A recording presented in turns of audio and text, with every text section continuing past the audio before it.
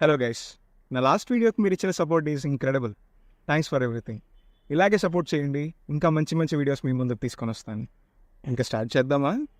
నా ఫ్రెండ్స్లో iPhone use చేసే ఫ్రెండ్ ఒకడు ఉన్నాడు. వాడు అన్నాడు, బ్రో నాకు పవర్ బ్యాంక్ కావాలి, కాకపోతే నేను కేబుల్ క్యారీ చేయలేను అన్నాడు. మీ అందరి కోసం వైర్లెస్ పవర్ బ్యాంక్ గురించి ఈ వీడియోలో చెప్తాను.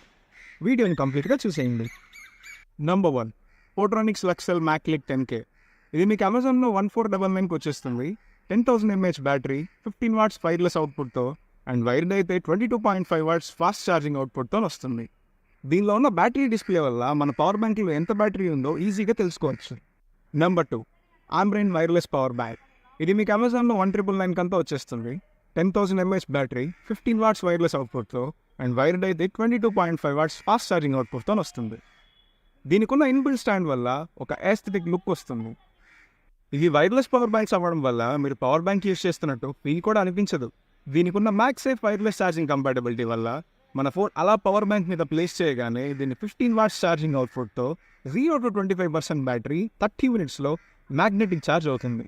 అట్ ద సేమ్ టైం మనం కేబుల్తో 22.5 watts ఫాస్ట్ ఛార్జింగ్ అవుట్పుట్తో 0 to 50% ఛార్జ్ 30 minutesలో మల్టిపుల్ డివైజెస్ని ఛార్జ్ చేసుకోవచ్చు.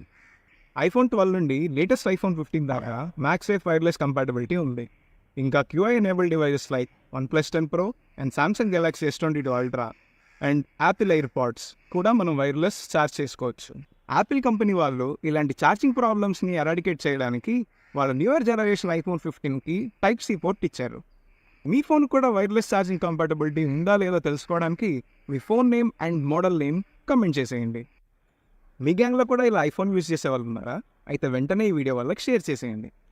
ఇలాంటి ఇన్ఫర్మేషన్ కోసం ఫాలో కొట్టేయండి.